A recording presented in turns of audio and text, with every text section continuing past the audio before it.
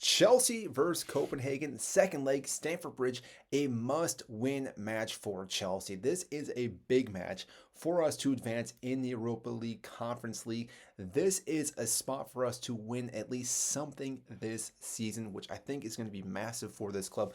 Now, that all being said, Copenhagen, I don't think we can really just write them off in this match because they came back earlier this season against, I think, Heidenheim earlier, and I think they won 4-3, if I'm not mistaken, after being a goal down, going away, and then winning that. So again, they are really good at playing away, and this is a match that anything can happen. Obviously, we've seen Chelsea be quite shaky in the back, especially when we think we have the confidence to go on and win that game. The first leg against Copenhagen, we're up 2-0. We're thinking we're going to go into winning this match with a clean sheet, if not score more goals. And lo and behold, the final score was 2-1. So obviously, Enzo Maresca has to work out his tactics to get the right formation, get the right players in the right spots, and obviously getting the win, because I don't think we can do a draw here, because if we do a draw, or I guess if we get a draw, we'll move on. But if we were getting that close down to the wire and it's still a draw, there is the possibility that there could see Copenhagen just finding a little bit of a crack and exposing us and scoring a goal.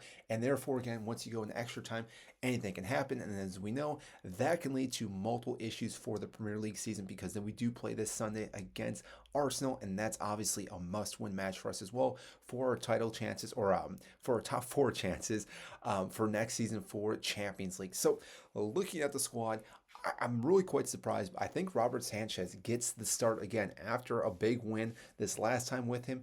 It makes sense that he's now the starting goalkeeper again for Chelsea. I know it's been going back and forth between him and Jorgensen, but again, it makes sense. He just had a clean sheet. We are going to stick with him. Now, the back four, Cucurella, obviously, nailed on starter. He's going to be starting pretty much the rest of the season. Almost has to, because we don't have any other left backs.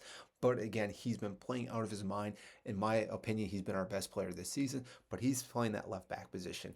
Center backs, this is where it gets a little interesting, because it does really rely on Reece James if he is fully fit, because he was out with an illness this past week.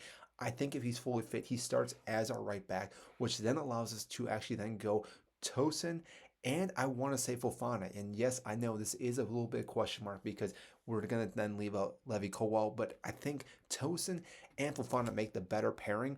And again, not to knock down Levy Colwell, because he's a great player, but I think these two guys are what we need in the center back position, and Reece James on that right side. Now, obviously, if Reece James is not fit, then we see Colwell, Tosin, and Fofana playing that right back position. Kind of what we saw.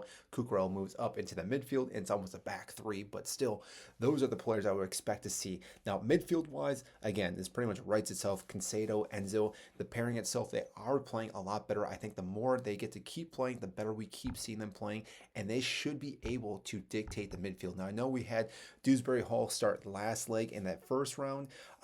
Again, he shouldn't be starting for us. He should come on as a sub with fresh legs, but he should not be in the midfield for us currently starting off, because this is a big game again that we need to win.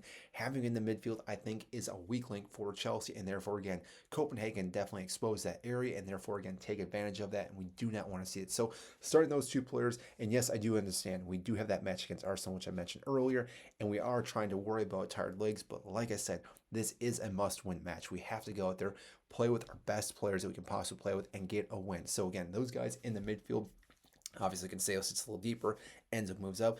But then our attacking thirds, what we're going to see here, again, assuming everyone's fit, no illnesses are going through, Cole Palmer should get a start. He did have an illness, which again, did not realize in our last match, which again, maybe that played a factor in him missing the penalty, but he obviously is going to be starting. He's one of our players we can really rely on. Yes, he has been struggling in a slump, but overall, he's a guy that really should be showing up in this match, and he definitely needs a match like this to, again, accelerate, play better, and obviously get back to his form, because if he can do that, that is a huge relief for the rest of the side. So again, having him start, now I think he should start as a number 10, but as we all know, these guys do rotate in and out for the most part. So again, we'll see what happens. But then on the wings, Nkunku and Jadon Sancho, those should be the other two players as well. So we're looking at Nkunku on the left side, Palmer in the middle, and then Sancho on that right side. I think those guys make the most sense, because Nkunku, what we talked about before, if you haven't watched the video, is a great player, but he cannot be our number 9, because when he plays at the 9, he drops back too far, and therefore, again, there's this massive gap for our attacking third. And like I said, we need to score goals, and Nkuku obviously will contribute to the goals, but he cannot be our striker or our number 9 because he will not be really in the position to receive across, to run in position. So that is why Neto needs to start this match, and he's done quite well. I think he's really stepped up into the role of playing as our number 9 with his pace. He's able to, again, make those runs, create pockets of space for players, and therefore, again, having him on the starting 11, I think makes a huge difference. And like I mentioned earlier, that all these players really do rotate. So again, that isn't really Neto as a number 9 because, again, Nkuku can run in that space, Palmer can run up into those spaces, Jadon Sancho. So again, all these players are really rotating for the most part, which it makes it very difficult for teams to defend because what we can definitely do is then overload those sides. So again, having Neto, Jadon Sancho, Palmer, Enzo all on that side, and also swing it back across to Nkuku, who then can do some magic, play the ball across, and therefore, again, hopefully find someone and find the back of net. But like I said, this squad has the capability of moving on, and again, we definitely need to be winning something this season.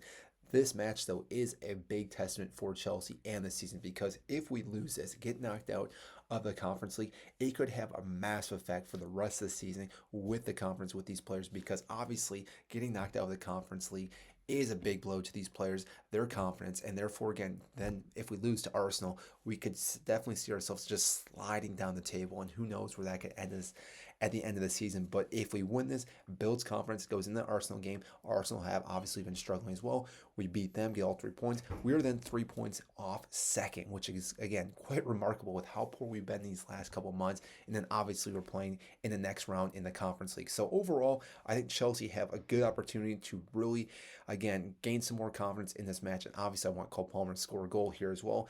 I do see us winning this match, but again, it is going to be more difficult than I think people do realize. Overall, I think we do keep a clean sheet as well. I think a 2-0 win is more than doable.